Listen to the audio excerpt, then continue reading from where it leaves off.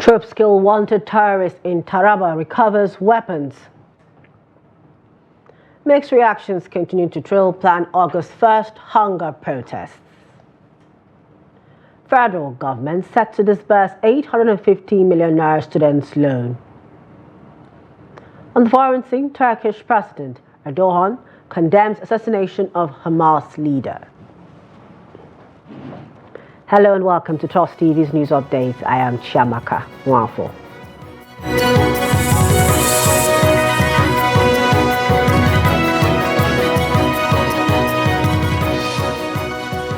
Thanks for all joining us. Now, troops of 6th Brigade Nigerian Army Sector 3 Operation World Stroke have killed a wanted notorious terrorist in Taraba State. Disclosing this in a statement, the Acting Assistant Director of 6th Brigade Army Public Relations, Captain Oni Olubodunde, said the operation was conducted on July 29 along Bejiafia, a border community in Ukum local government area of Benue State. He stated that the operation was part of a series of coordinated efforts by the brigade to dismantle terrorist hideouts and ensure the safety and security of the residents of Taraba State. Items recovered include one AK-47 rifle and magazine, 7 rounds of 7.62 mm special ammunition, 2 mobile phones, and assorted charms. The military identified the neutralized person as Odumegu, the second in command to Full Fire, a leader of a notorious terrorist gang operating around Taraba and Benue State, who has been on the wanted list of security agencies. Over in Plateau State, residents of the capital, Jos, have expressed their views over the planned nationwide protest in the country. Promoters of the exercise have been calling on Nigerians to participate in the protest to demonstrate their anger over the rising cost of living and insecurity bedelving the country. Trust TV's Adomusa reports. Advocates of the protest have fixed August 1st for commencement of the planned nationwide demonstration against the rising cost of living, hunger, and insecurity across the country. While many Nigerians are against the protest, others support the call for the exercise. My opinion on the planned protest is that Nigerians have a right to protest.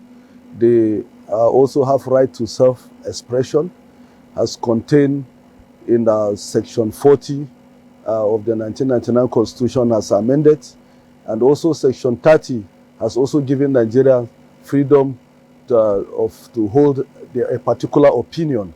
So that right is not only constitutional, it's sacrosanct. Protest is what we must do because it's what ensures good governance in democracy and is a catalyst in making sure that it has catalyzed good governance in a settings of democracy whereby we believe it's the governance of the people, by the people, and for the people. That is my take. Protest is a welcome development for masses to be able to air out their mind and the reason why they are protesting is a welcome development. But the residents cautioned the protesters against violent demonstration. Yes, I am calling on them to be peaceful, to conduct themselves with all sense of civility and responsibility. And then they should also be organized. And then make sure that they did not litter the places and they should not carry weapons, because you cannot carry a dagger, an axe, or a knife and you call it a protest. Let my fellow citizens understood that protest violently can exert or can bring external forces to link or to interfere with what we call peaceful protest. So if actually we're going to protest because we're hungry, we're going to protest because we are agitating for good governance, we should abide by the rules of peaceful protest. Plateau State Police Command has also warned the protesters against any activity that may lead to loss of lives and properties in the state. Adomusa, Trust TV News, Jos. Now, meanwhile, the Plateau State government said it does not support the planned nationwide protest scheduled to hold on August 1 and appealed to youth, citizens and residents of the state to shun the exercise. According to the state government, embarking on the protest would rather incur more hardship in the country. Secretary to the government of the state, Samuel Jato, disclosed this at a sensitization meeting with leaders of various communities in the state. Samuel said though Governor Caleb Mutfwang was aware of the current hardship being experienced in the country, the problem was global, adding that the Nigerian economic hardship was inherited by the administration of President Bola Tinubu. The secretary, however, said the government has taken pragmatic measures to improve the economy of the state and the welfare of the people. Chief of Staff to the Governor, Jeremiah Setmark, while speaking at the event, also appealed to the youths to shun the planned protest in the state because the state was vulnerable to security challenges. The Ogun State Commissioner of Police, Abiodun Alamutu, has appealed to parents, community leaders, and leaders of thought across the 20 local government areas of the state to prevail on youth in their domains to shelve the proposed national protest against hardship in the country. Alamutu, who was speaking in Abeokuta, the state capital, at the state headquarters of the command in Elewaran, said that the proposed protest could undermine national security, hence the need for caution and dialogue.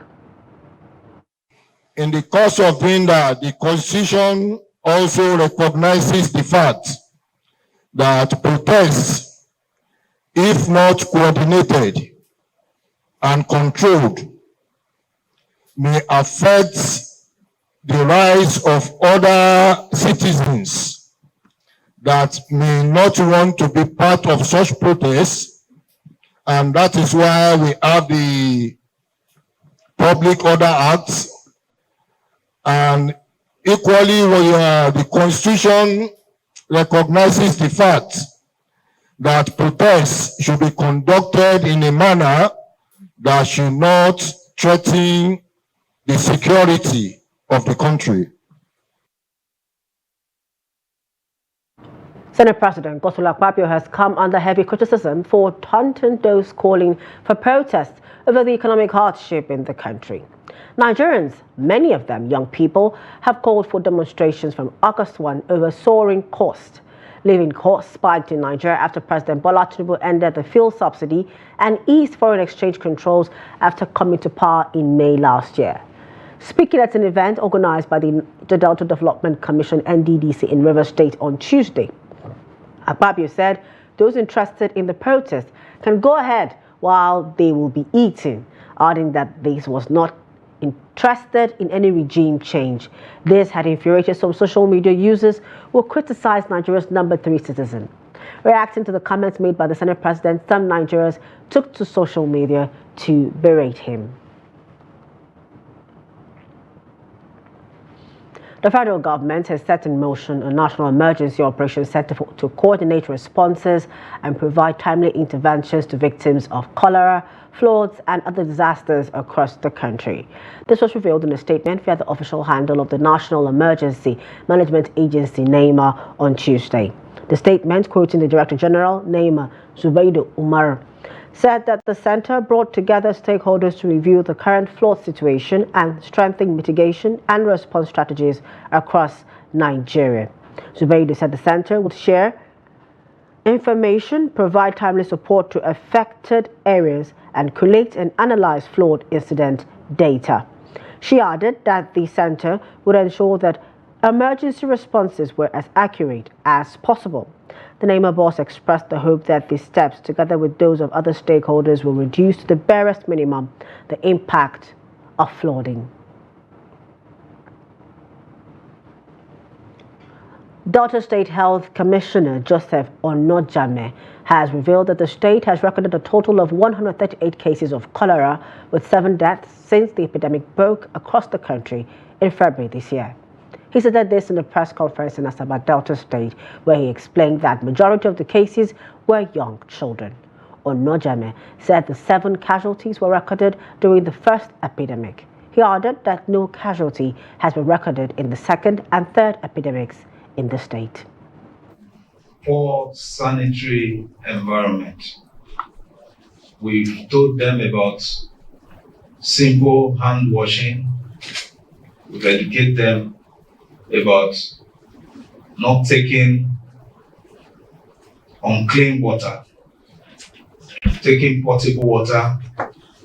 We provided tablets to purify some of this water. The Ministry of Health have provided tablets to purify some of this water. And so far so good. since about 6 weeks now.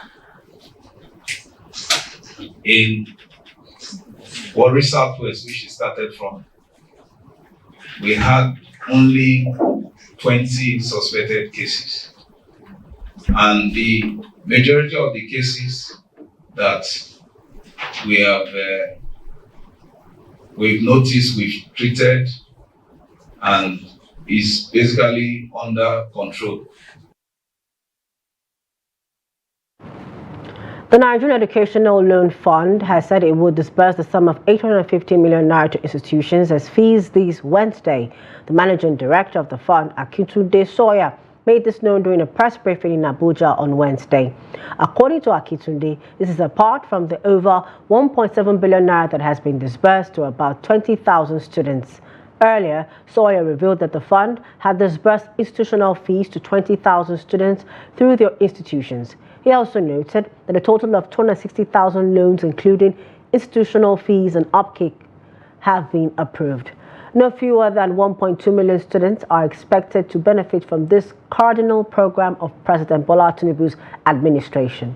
It will be recalled that President Bola Tinubu had approved 35 billion naira for the takeoff of the scheme after signing the law backing the scheme on April 3rd. Telecommunications provider MTN has resumed nationwide operations after a nationwide shutdown on Tuesday. On Wednesday, MTN announced its return to operations via X, formerly Twitter, confirming that its physical shops will be open to customers from 8 a.m. to 3 p.m. The firm closed its outlets on Tuesday following customer outrage and vandalism of its properties in connection with disconnection of subscribers who failed to link their SIM cards to their national identification numbers over the weekend. Many subscribers found themselves unable to access their phone lines after failing to verify their NINs with SIMs, leading to their numbers being blocked in compliance with NIN-SIM linkage regulations. This blockage prompted thousands of subscribers to storm telecom offices on Monday, leading the Nigerian Communications Commission to direct telecommunications operators to immediately restore all affected lines. This is the news update on Trust TV. Up ahead, how illicit financial outflows negatively impact the nation's economy. More when we return. Please do stay with us.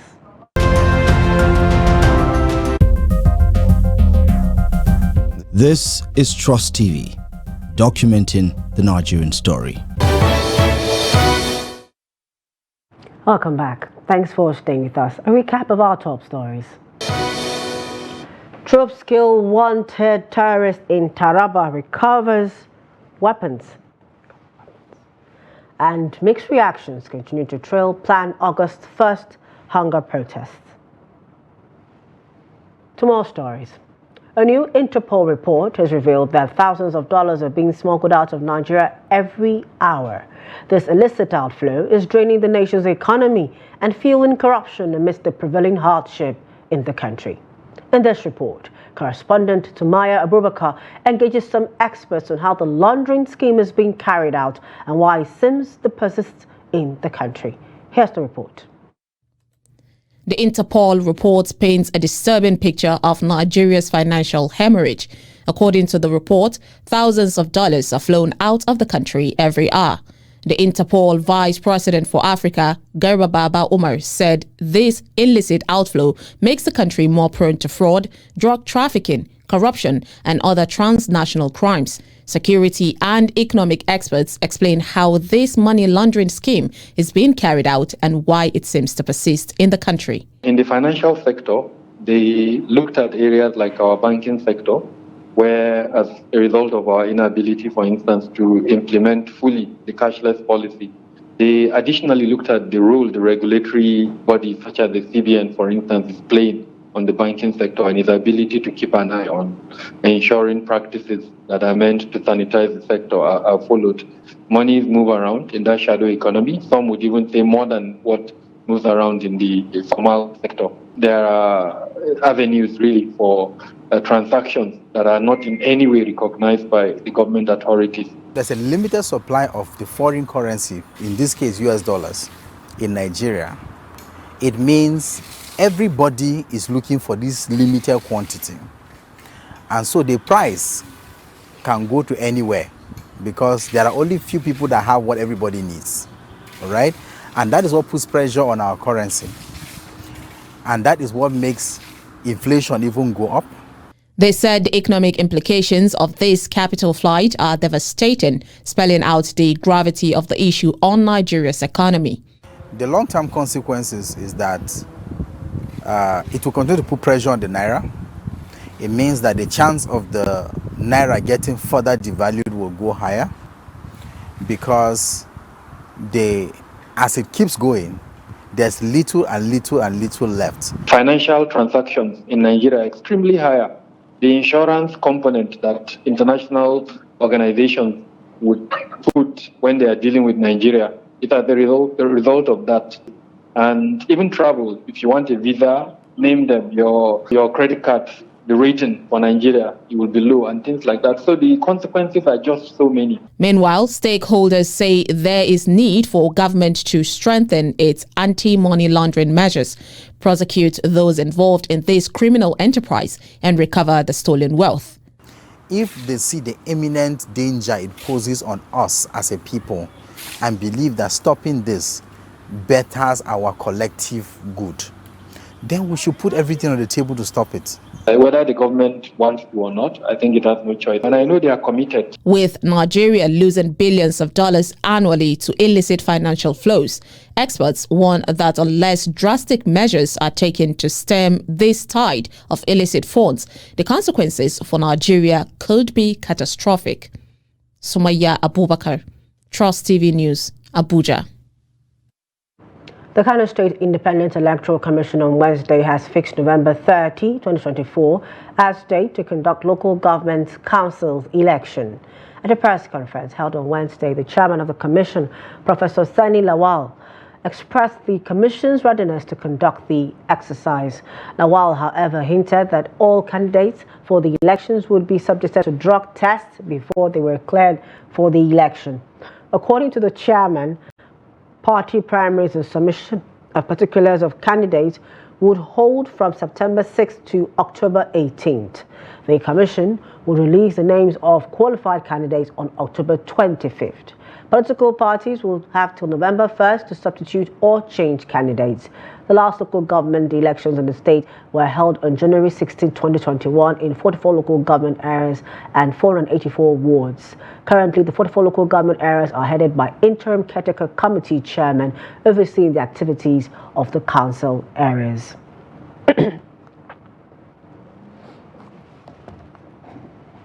Still to come, foreign and sports. Just stay. Welcome back. Thanks for staying with us. Away from Nigeria, Turkish President Recep Tayyip Erdogan on Wednesday condemned the assassination in Tehran of his close ally, Ismail Haniyeh, the political leader of Islamist Palestinian movement Hamas.